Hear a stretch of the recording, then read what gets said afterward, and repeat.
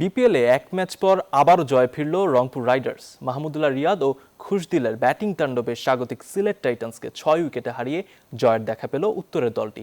এই জয়ে পয়েন্ট টেবিলের তৃতীয় স্থানে উঠে এসেছে রংপুর। ক্রিকেট যেন এমনই, গত ম্যাচে ভিলেন তকমা পাওয়া মাহমুদুল্লাহ রিয়াদ পরের ম্যাচেই হিরো।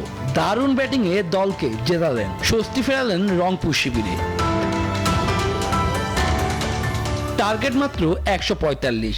ধীরস্থির ব্যাটিংয়ে মারান সাজঘরে দলীয় 21 রানে। তাহিদ হৃদয় এদিন ছিলেন বড্ড এলোমেলো, আর লিটন পুরনো রোগে আক্রান্ত।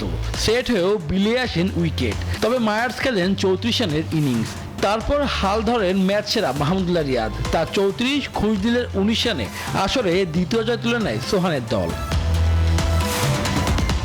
এর আগে রাইডার্স বোলারদের দাপটে স্কোরবোর্ডে 8 উইকেটে 144 রান তোলে সুনাপাড়ের দলটি। আফিফের ব্যাট থেকে আসে ইনিংস সর্বোচ্চ 46 ও ইথান ব্রুকস খেলেন 32 রানের ইনিংস।